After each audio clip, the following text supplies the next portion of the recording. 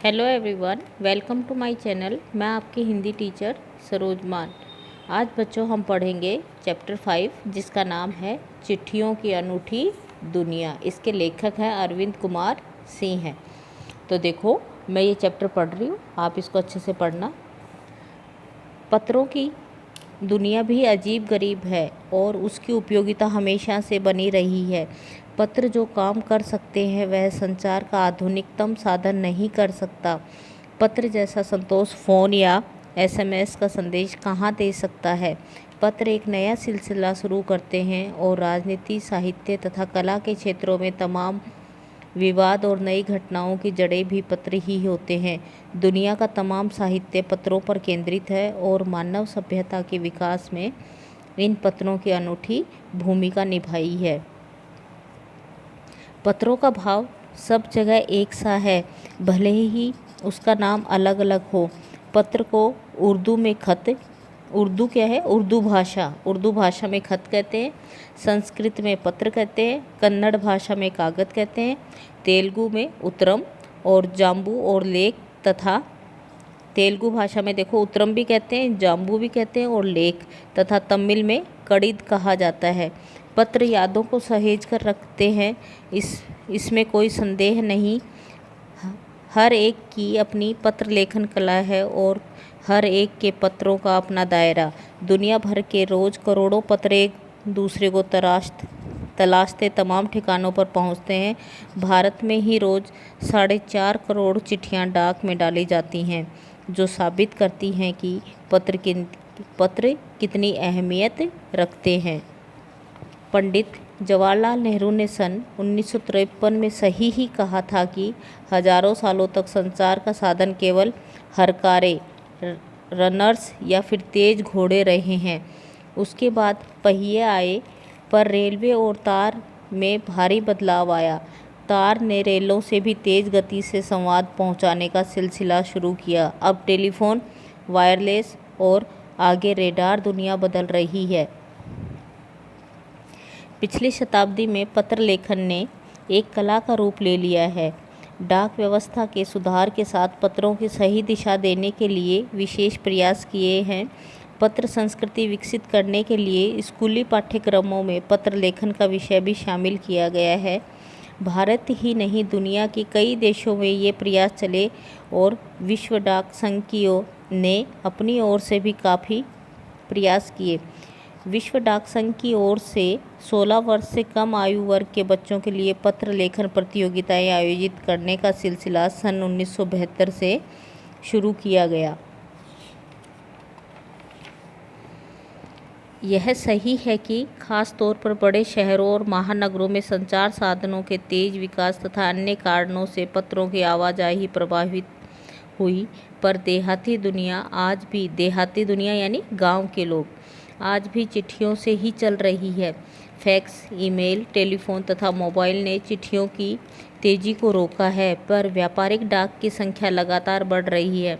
जहाँ तक पत्रों का सवाल है, अगर आप बारीकी से उसकी तह में जाएं तो आपको ऐसा कोई नहीं मिलेगा जिसने कभी किसी को पत्र न लिखा या न लिखाया हो, या पत्रों का बेसब्री से जिसने इंतज़ार न किया हो।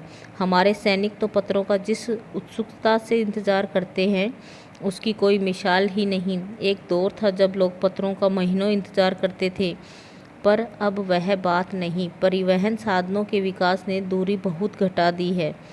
पहले लोगों के लिए संचार का इकलौता साधन चिट्ठी ही थी, पर आज और भी साधन विकसित हो चुके हैं। आज देश में ऐसे लोगों की कमी नहीं है जो अपने पुरखों की चिट्ठियों को सहेजे और सजोकर विरासत के रूप में रखे हुए हों, या फिर बड़े बड़े लेखक, पत्रकारों, उद्यमी, कवि, प्रशंसक, सन्यासी या किसान, इनकी पत्र रचनाएं अपने आप में अनुसंधान का विषय है। अगर आज जैसे संचार साधन होते तो पंडित नेहरू अपनी पुत्री इंदिरा गांधी को फ़ोन करते, पर तब पिता ने पत्र पुत्री के नाम नहीं लिखे जाते जो देश के करोड़ों लोगों को प्रेरणा देते हैं।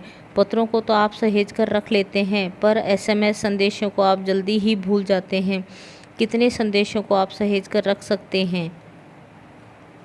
तमाम महान हस्तियों की तो सबसे बड़ी यादगार या धरोहर उनके द्वारा लिखे गए पत्र ही हैं। भारत में इस श्रेणी में राष्ट्रपिता महात्मा गांधी को सबसे आगे रखा जा सकता है। दुनिया के तमाम संग्रहालय जानी मानी हस्तियों के पत्रों का अनूठा संकलन भी है। तमाम पत्र देश, काल और समाज को जानने समझने का असली पैमाना है। भारत में आज़ादी से पहले महासंग्राम के दिनों में जो कुछ अंग्रेज अफसरों ने अपने परिवारजनों को पत्र में लिखे, वे आगे चलकर बहुत महत्व की पुस्तक तक बन गए। इन पत्रों ने साबित किया कि यह संग्राम कितनी ज़मीनी मजबूती लिए हुए था। महात्मा गांधी के पास दुनिया भर से तमाम पत्र केवल महात्मा गांधी इंडिया लिखे आते थे और वे जहाँ भी रहते थे वहाँ तक पहुँच जाते थे। आज़ादी के आंदोलन की कई अन्य दिग्गज हस्तियों के साथ भी ऐसा ही था। गांधी जी के पास देश दुनिया से बड़ी संख्या में पत्र पहुँचते थे, पर पत्रों का जवाब देने के मामले में उनका कोई जोड़ नहीं था। कहा जाता है कि जैसे ही उन्हें पत्र मिलता था, उसी समय वे उसका जवाब भी लिख देते थे। अपने हाथों से ही ज़्यादातर पत्रों का जवाब देते थे। जब लिखते लिखते उनका दाहिना हाथ दर्द करने लगता था तो वे बाएं हाथ से लिखने में जुट जाते थे। कि देखो महात्मा गांधी ने किसी एक भी पत्र का उन्होंने जवाब नहीं दिया, वो हमेशा हर पत्र का जवाब देते थे। महात्मा गांधी ही नहीं, आंदोलन के तमाम नायकों के पत्र गांव-गांव में मिल जाते हैं। पत्र भेजने वाले लोग उन पत्रों को किसी प्रशस्ति पत्र से कम नहीं मानते और कई लोगों ने तो उन पत्रों को फ्रेम करवा कर रख लिया है। यह है पत्रों का जादू। यही नहीं, पत्रों के आधार पर कई भाषाओं में जाने कितनी किताबें लिखी जा चुकी हैं। वास्तव में पत्र किसी दस्तावेज से कम नहीं। पंत के 200 पत्र बच्चन के नाम और निराला के पत्र हमको लिखो है कहा तथा पत्रों के आईने में दयानंद सरस्वती समेत कई पुस्तकें आपको मिल जाएंगी।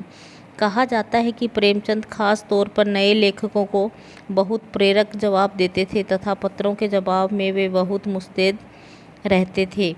इसी प्रकार नेहरू और गांधी के लिखे गए रविंद्रनाथ टैगोर के पत्र भी बहुत प्रेरक हैं। महात्मा और कवि के नाम से महात्मा गांधी और रविंद्रनाथ टैगोर के बीच सन 1915 से 1941 के बीच में पत्राचार का संग्रह प्रकाशित हुआ, जिसमें बहुत से नए तथ्यों और उनकी मनोदशा का लेखा जोखा मिलता है।